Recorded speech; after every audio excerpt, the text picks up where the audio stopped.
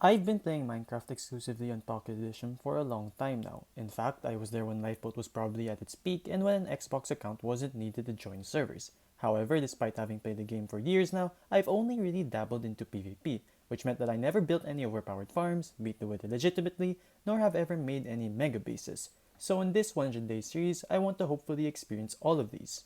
And to make it even more challenging, I plan to do this in hardcore mode, which means that I only have one life. And before I get comments saying that hardcore mode doesn't exist in Bedrock Edition, I plan to do what Rage Elixir did in his video a year ago, which is to leave the game on hard mode, and if I were to die at any point of the video, then that's the end of the series.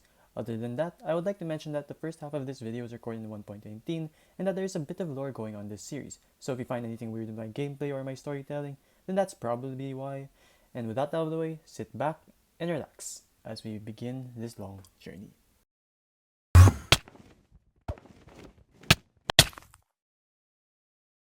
Day 1. After waking up from what seemed to be a nightmare, I found myself on top of a tree in an unfamiliar environment. Confused at the situation, I tried remembering how I got here, but for some reason nothing came to mind. Panicking, I scoured through my memories for anything that could prove to be useful. Thankfully, I was able to remember my personal information and some basic knowledge. But what bothered me the most was that I couldn't recall anything that happened prior to this. It also didn't help that there was this strange voice in me urging me to do something. Paying more attention to it, it seemed that it wanted me to do a few things, such as acquiring something called netherite armor, defeating the Wither, and slaying the Ender Dragon. What's weirder was that despite not having an experience with these things, I knew what they were and what I had to do. However, knowing that standing still like this would only spell danger for me, I decided to put aside the questions bubbling inside me and move on. To start my journey, I found a nearby tree and pummeled it to the ground. With its wood, I made some basic tools and continued exploring. While wandering around aimlessly, I did some hunting to make sure I didn't die of starvation. However, as the sun was setting, the voice screamed at me that traveling in the dark would be dangerous, so I decided to take a quick nap. The next day, I took a short break from my journey with what seemed to be my brethren. Although they couldn't speak or walk on two legs like me, we were still of the same species, I think. After that pleasant encounter, I stumbled upon a fairly large lush cave. Although I was a bit nervous, I knew that I needed its resources if I wanted to accomplish what the voice wanted me to do. Once I entered the cave, however, I spotted some movement in the dark. Thinking it was another person, I tried striking a conversation with him, but the voice soon stopped me because those were bloodthirsty creatures. Keeping that in mind, I carefully navigated the cave while warding off any foes. And after some time, I was able to acquire a good amount of resources that I decided to invest into upgrading my gear. But just as I thought the cave was about to end, I spotted a hole that led to a deeper cave where I was able to find my first 2 diamonds. Once I exited the cave, however, I noticed that my inventory was already quite full, so before I became overrun with any more items, I wanted to find a place that I could call home. This took me an entire day, but I was able to settle on a floating island located in a bamboo forest. It was near a jungle covered in greenery, a mountainous desert, and a vast ocean biome, which I personally thought added value to the land. Afterwards, I did some item sorting, spawn proofing, and farming before starting my personal mine. This project took me a bit over 2 days to complete because of a water cavern that impeded my progress, but it wasn't too big of a deal with the help of a few ladders. On another note, in between mining and cutting down trees, I did almost die twice from falling off my new home. Honestly, if I hadn't made the last pieces of iron armor I was missing, then these 2 incidents would most likely have been the end of me. Luckily, the project paid off relatively quickly since I was able to stumble upon a very large cave that I spent an entire day exploring. During that time, I was able to obtain 10 more diamonds, find the zombie spawner, and gather enough obsidian for an enchanting table and nether portal. The following day, nothing special really happened. All I did was gather the sugarcane that I had grown, start a simple wheat farm, and make an enchanting table that I couldn't use because I had no lapis. To prepare myself for future projects, I spent the next 2 days building pens for my new livestock and a very useless cocoa bean farm. I didn't bother making them look particularly nice since I didn't want to waste too much time on it. On the night of day 10, however, I noticed I was running quite low on coal, so I spent the entirety of day 11 in a new cave to do some mining. This proved to be quite a rewarding trip since I was able to stockpile a lot of useful resources while adding another 10 diamonds to my collection. With the diamonds I had been slowly accumulating, I decided to don myself with a diamond sword, chestplate, and leggings on day 12 to increase my survival odds. I was also finally able to do some basic enchanting with the lapis I had gathered in my recent expedition. The next day, I was still rather enthusiastic about my newly upgraded armor, so I decided to hit the mines to hopefully complete the set. Luckily, I was able to find a spider spawner and 10 more diamonds within the day. However, during my time underground, I did almost die to a witch that jump scared me. Thankfully, a nearby zombie decided to lend me a hand. When I returned to the surface, it was day 14. If yesterday taught me anything, it was that I was still way too weak to get cocky. So to hopefully strengthen myself even a little, I decided to use the diamonds I had recently acquired to arm myself with a full set of diamond armor, which felt oddly familiar. I then spent the rest of the day doing some basic chores. Now that I had a full set of diamond armor, I decided it was about time to start my next project, which was to max out my enchanting table. And to do so, I needed 15 bookshelves, which meant that I needed to do a bit of casual genocide. Although this process took about 5 days to complete, I knew it would be a huge asset later on. In between my killing spree, I was able to tame 2 parrots and bring home a rare brown panda that was difficult to transport because of its massive hitbox. I wasn't sure what to name him, but in the end I decided to name my new companion Brownie because he reminded me of my brother's dog plushie that has a similar design. On day 20, I was a bit short on levels, so I grabbed the obsidian I had mined out before and made a nether portal to do some quartz mining.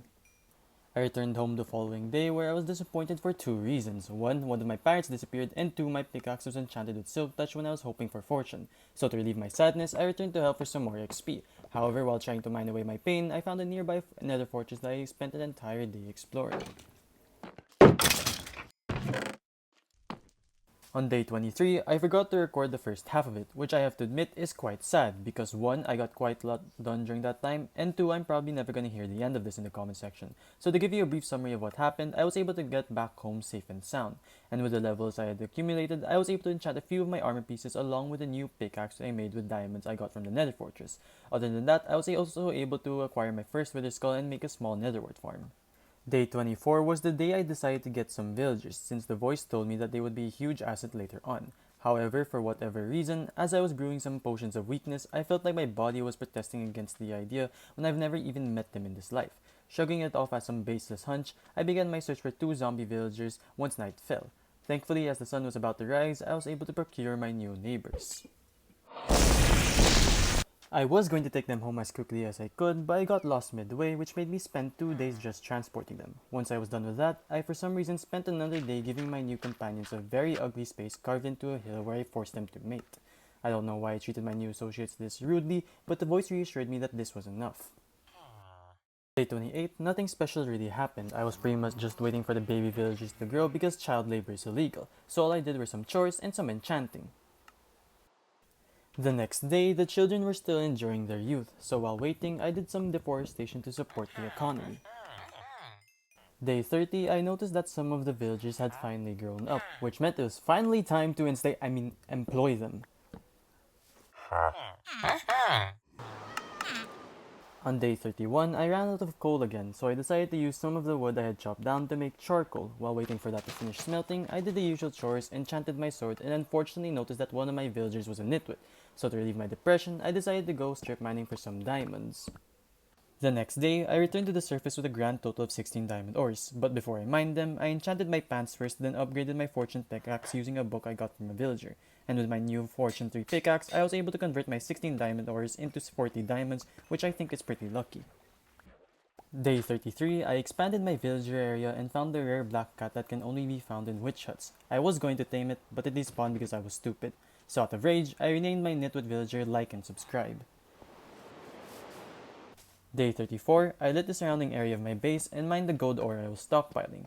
At night, however, I decided to do some phantom hunting since the voice told me that this would be vital for the upcoming Ender Dragon fight. And I got to admit, this was a huge pain because for whatever reason, they despawn after hitting you once. So if you don't have a maxed out sword, the only chance you get to kill them is to literally do a sword crit plus bowshot combo once they dive at you, which is harder than it looks. I didn't get a single membrane that day, but at least I was able to get another zombie villager. Day 35, I understood that my hunch before was correct because these villagers decided to become quite a pain. I didn't think they could grow up while being on top of workstations and beds, so a few of them were able to escape from their home, and one unlucky villager even managed to suffocate on the ceiling. Fortunately, I had a new villager that could replace him, and the escape issue was a simple fix with a few slabs. On a higher note, I was able to enchant a new diamond helmet with Prot 4 and obtain my first mending book that I happily applied to my silk touch pickaxe. For the next few days, I decided to start working on the Voice's first goal, which was to slay the Ender Dragon. And to come out victorious, I decided to make a few preparations. This took quite a long time, so to keep it short, here's a quick summary of what I got done during this time. First, I did some mass deforestation so I could buy pearls for my new cleric villagers. Their prices were too high, so I decided to get some zombie villagers. Afterwards, I applied mending to my sword and all of my armor so that I won't have to worry about them breaking. Next, I purchased a lot of arrows for my villagers, crafted some fireworks, brewed some slow falling potions, and made some golden apples. Besides that, I also gathered 16 obsidian for another portal and ender chest, which I later realized is too short. I also got a new blue parrot to replace the old one, so tell me what you guys want to name him in the comments. However, for whatever reason, during this entire process, I kept having this feeling as if this wasn't the first time I've done this. Unsure of what it meant, I decided to take a nap to forget about it. The following day, I left in search of the stronghold. This took about 3 days, but during my journey I found 3 villages, a desert temple that had nothing good in it, an abandoned nether portal that supplied me with the 2 obsidian I forgot to gather, and an oddly spawned mineshaft in a mesa biome that I was too lazy to loot. On day 45, I finally found and entered the stronghold. Although I discovered the portal pretty quickly, I wanted to do a little bit of exploring just in case there was some good loot. Spoiler alert, there was nothing good there except for the books in the library I found at the beginning of my search. After that disappointing expedition, I set up a nether portal and a nearby bed since the voice told me that they would be useful later. Using the Eyes of Ender in my possession, I placed them in their corresponding places to open the portal.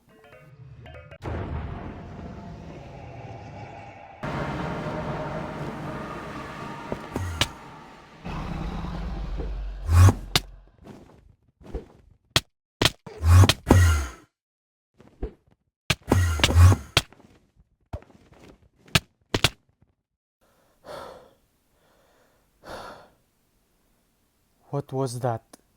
Was that me? There's no way. After all, that person died. That can't be me. But if that really was the case, does that mean I was reincarnated? Or was that a prophecy of some sorts? Is this the reason I get deja vu every so often and how I'm able to do so many things despite having never done them before? But most importantly, does that mean I'm going to die when I enter this portal? And as a flood of questions and negativity were gnawing away at my confidence, I looked into the portal that gave off an eerie feeling as if only death would await me should I enter. And despite being scared, I took a deep breath, then leaped into the unknown. When I came to, I found myself on top of an obsidian platform that supposedly is or was my gravestone. I was prepared for the worst to happen, however to my surprise the terrain that came into view was different. This somehow comforted me since this kinda proved that the world I was in was not the same one I died in. Calming myself down, I headed towards the main island. As soon as I finally made it to my destination, however, I saw it. Although this was my first time encountering it, I immediately knew that this was what the voice referred to as the Ender Dragon. Despite my nervousness going into this fight, the voice seemed to have a strategy in mind. Absorbing this knowledge, I began the fight by first trying to cripple the reptile's regenerative abilities, which is done by destroying all the crystals on top of these massive obsidian pillars. This was a bit difficult since my archery skills didn't live up to my expectations, accompanied by the fact that the Ender Dragon would attack me every so often. But thankfully, with a slow falling potion and blocks, I was able to get it done without wasting too much time. The next phase of the voice's plan involved patiently waiting for the dragon to purge. Once it did, I shot the dragon's head before swinging my sword at it. I have no clue how this worked, but it seemed to have quintupled the damage I had done, so no questions asked. And after a few rounds of this, the dragon soon fell.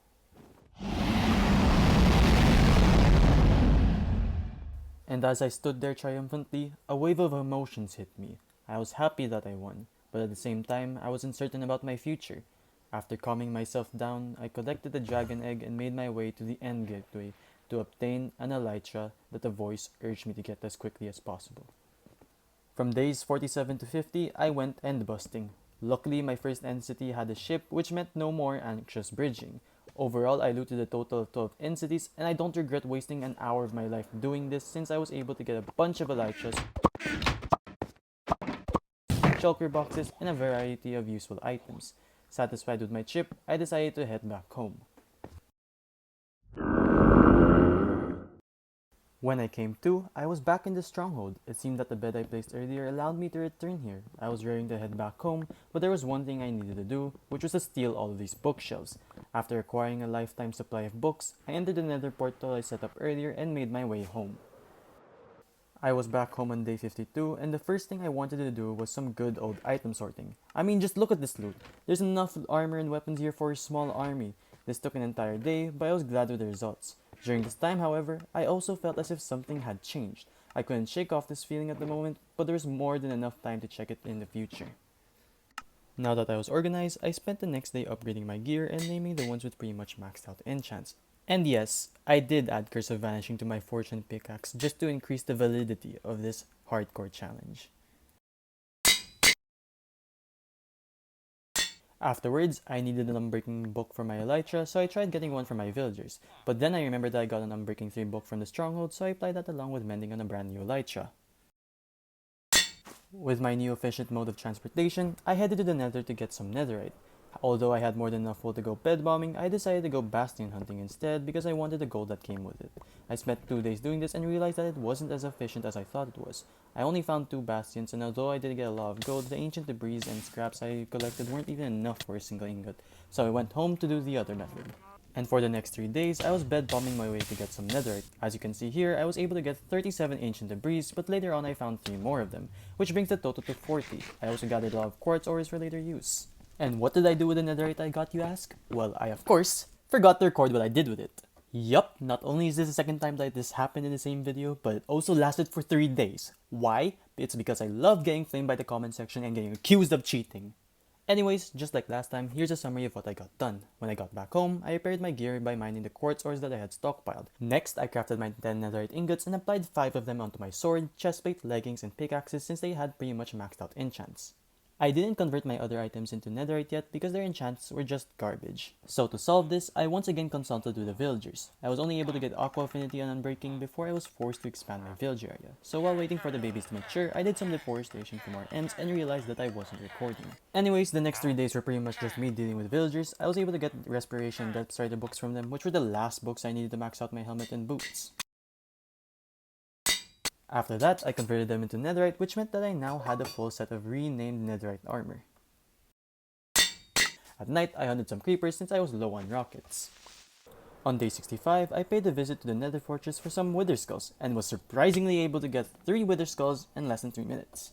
However, before I could even think of defeating the wither, the voice had advised me to get something called a Totem of Undying. It told me that I could get one from a woodland mansion and I could find it by buying a map from one of my villagers. So I spent the rest of day 66 getting more fireworks for the ship and upgrading my cartographer. I also cured another 2 zombie villagers for later use. The next day, I was able to buy the map and immediately set off. On the way there, I collected some items I thought would be useful and found them from Mushroom Island. At the end of the day, I finally arrived at the mansion where I spent the next 2 days looting it. In it, I was able to obtain 3 totems, which wasn't too bad. And believe it or not, it also had 4 libraries in it, which meant that I had another lifetime supply of books. However, what was most shocking were these 2 prison cells. They had these blue fairy-like creatures in them that exuded this strange aura. But what was more surprising was that for the first time ever, the voice seemed puzzled. It had no clue as to what these things were and kept talking about how this was impossible. As tempting as it was, I didn't bring them home with me because I was way too far from my base, but I promised I'll come back for them one day. On my way home, although the voice's reaction still weighed heavily on my mind, I was able to discover a new bastion that unexpectedly had Pigstep. So on day 70, I made a jukebox and played Pigstep. And after that, I spent that day until day 72 making preparations for the upcoming wither fight. For this, I maxed out my bow using books I got from the villagers I cured a few days back, added soul speed to my boots, gathered a few necessary items, and had to repair my villager area after a creeper snuck up on me. On day 73, my preparations were finally complete. I was very thorough with my plans because the voice alarmed me that the Wither was way more dangerous than the Ender Dragon. For those of you who don't know why, let me explain. You see, the Wither in Bedrock Edition isn't the same as the one in Java Edition. It has double the health, a much more lethal Wither effect, and a summoning plus dashing ability when it reaches its second phase. Based on the description I just provided, you should know by now that it is a very terrifying monster. But of course, it's not impossible to defeat. Just like the time of the Ender Dragon, the voice had a plan, and according to it, the first thing I should do is drink a night vision potion, then summon the Wither underground to limit its movements and to prevent it from healing by targeting other mobs. The next step is to simply constantly shoot it with healing arrows since they do additional damage to the undead. Then, when it reaches its second phase, I have to take out the accompanying Wither skeletons before bum rushing the Wither. Although there were other ways to go about this, I wanted to end the fight as fast as possible since I didn't want the lag to become unbearable, and after a very intense fight, the Wither soon fell.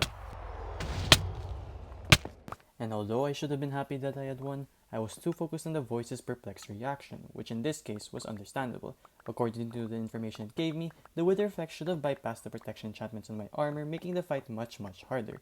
However, contrary to expectations, I barely took any damage at all. This marked the second time that the voice was surprised, and although I wanted to question the voice, I decided to give it some time to think. Before heading back home, I collected the resources that had appeared in the aftermath of my battle since they could be useful later on. The next day, nothing much happened. I made a tier 1 beacon with another star I had obtained from the Wither, organized my items, and bought some books for my axe. If there was one problem I kept on encountering throughout this journey, it was that I was always low on experience levels. This was very troublesome since it was needed to constantly mend and upgrade my gear. Although quartz mining was able to satisfy this need thus far, I needed a more efficient method in the long run. Hearing my concerns, the voice gave me the design of what it called a gold farm. I was a bit skeptical of this information at first because of the voice's recent behavior, but in the end I decided to trust it since it has yet to harm me throughout this journey. So I spent the next few days gathering the necessary materials.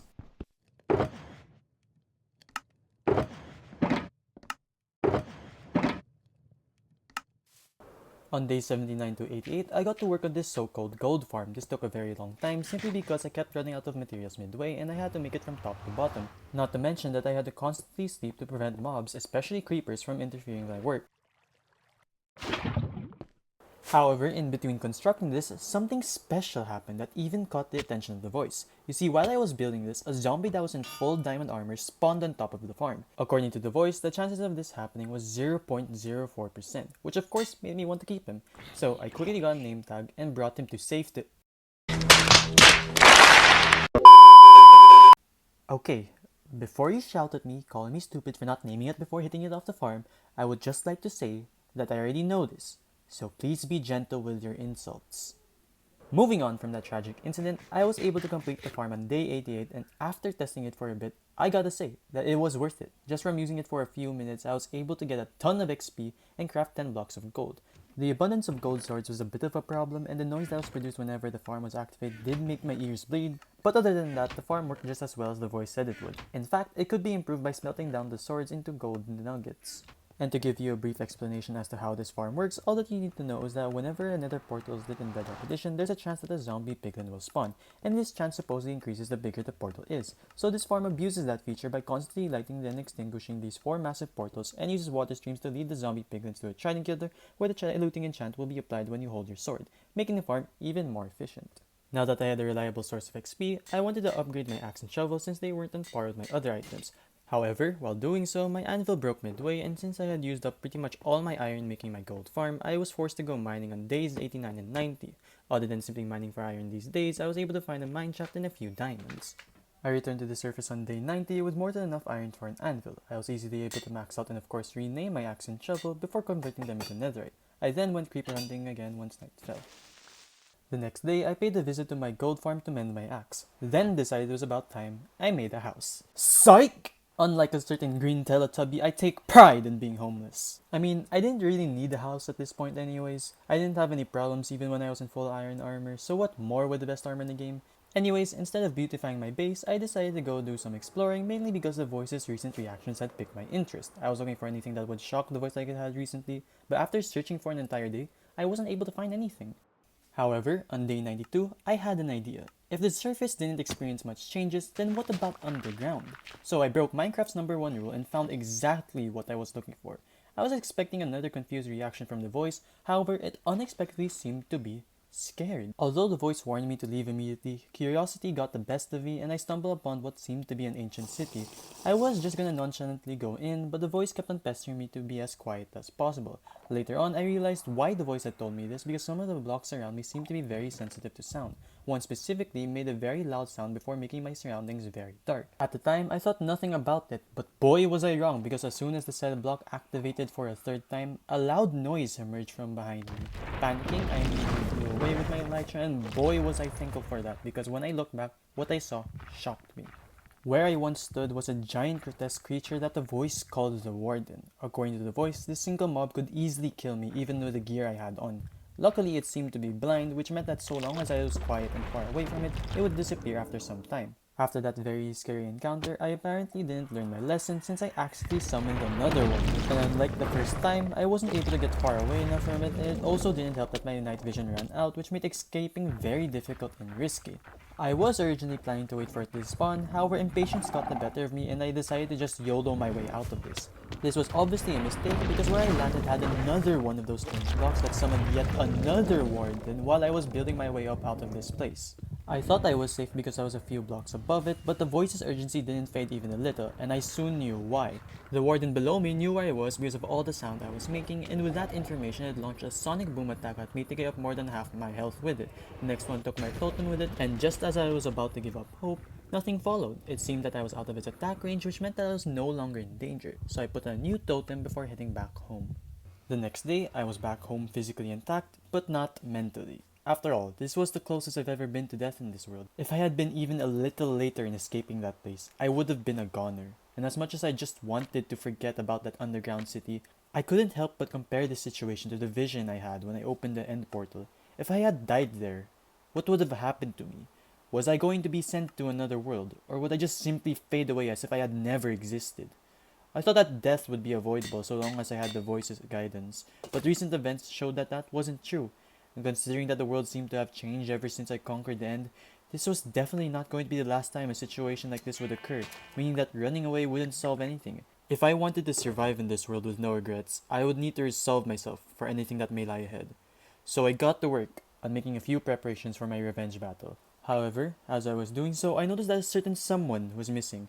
That someone was my brown panda, Brownie. I was shocked. He was there for a majority of my journey and I thought that he would be there for the remainder of it. But I was wrong. Up to now, I'm still not sure as to how he died. My best guess was that he was caught in the crossfire between an iron golem and a trident drowned. In memory of him, I held a small funeral and swore that I would definitely take down the warden.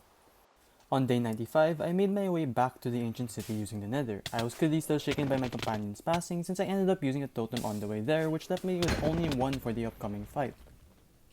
Once I arrived at the ancient city, I was nervous. After all, I nearly died here a few days ago and the weight of my companion's death still weighed heavily on me. However, I knew that in order for me to move forward in this world, I had to come out here victorious. But unlike last time, I came prepared. You see, while I was preparing for this fight, I looked back on what happened and learned a few things. First, I discovered that wool seemed to have muffled the sound of my footsteps, which meant that so long as I had wool, I could easily traverse the area. Second was that if I destroy the block that summons the warden first, then it won't activate unless another one is nearby. The last thing I learned is that the sonic boom that took my totem during my last visit seemed to only activate whenever I was out of the warden's melee range for a period of time. Using these facts as the basis behind my plan, I safely navigated my way around the ancient city and looted all the chests I came across. I was able to get 2 enchanted golden apples, the rare other side music disc, and a bunch of other items. I also noticed that this city seemed to have been fused with a mine shaft, and that underneath the centerpiece of this city was what seemed to be a lab. I didn't know what it was for, and I didn't have the leisure to do so I took what I could get and continued exploring. On day 96, I managed to finish looting everything in the city without summoning a single warden. The voice urged me to leave now that I had gotten all the loot, but I ignored it. After all, I had a promise to keep. So, I went up to a nearby shrieker and started making some noise to summon the warden. Despite the trauma of my last encounter still haunting me at this very moment, I calmed myself down and prepared myself to fight this beast. I had no clue how much health the warden had, so long-range attacks were definitely out of the equation since I knew that its sonic boom attack would do more damage to me than I could to it. This meant that melee combat was my only chance of victory. So, I ate an enchanted golden apple, drank some potions, and shot it with a weakness arrow before charging at it. And just for this instance, I'll let the video do all the talking.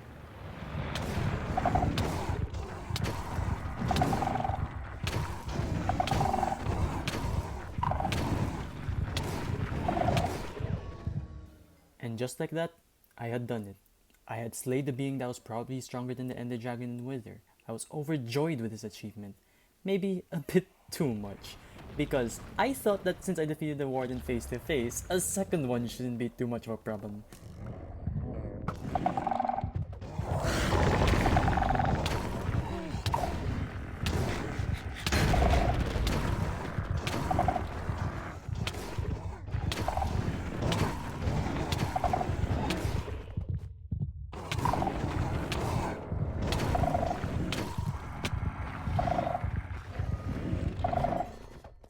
Luckily, I was able to come out on top thanks to my last god apple and totem, but I gotta admit, that was way too close for comfort. So, I immediately left the ancient city and made my way home through the nether, and somehow almost died in the process. The following day, I was still a bit tense from yesterday's events, so I just relaxed. I bopped to my new music disc, repaired my items at the gold farm, and gave my red parrot a well-deserved name since he was now my oldest companion. We don't talk about where I got the name tag from though. Also, from the loot I got from the ancient city, I was able to make an item called a recovery compass, which points to the last place I died. And as you can see, it doesn't point anywhere, so for those of you who think I cheated this hardcore challenge, then this should be more than enough to tell you otherwise. Anyways, on day 98, I had no clue as to what I should do since it was almost day 100. So to pass time, I maxed out the hoe and converted it into netherite with my last ingot. Afterwards, the voice suggested that I spend these last few days tackling an ocean monument. There wasn't anything else I could do, so I made a few preparations before setting out. The underwater structure was surprisingly not too far away, and I got to say that this was honestly a joke. The Elder Guardians, which are supposedly boss monsters like the Ender Dragon, Wither, and Warden, didn't even last a few hits before dying. It was a bit of a letdown, but at least I was able to get some golden sponge out of it. From days 99 to 100, other than decorating Brownie's grave, I did nothing. As much as I wanted to end this 100 days with something amazing, I couldn't think of anything I could do during this time. So, I spent the remainder of what little time I had left just reflecting on what had transpired these past 100 days. I had slain the Ender Dragon, attained the best gear in the world, defeated the Wither, and killed not one, but two Wardens back to back. However, despite having accomplished so much during this journey, I had at the same time lost so much. Not to mention that with the changes in the world as of recently, I knew that this wasn't going to be the last of it. Although I was worried about what the future has in store for me, I was certain about one thing, that this wasn't the end of 100 days, but the start of hundreds more to come.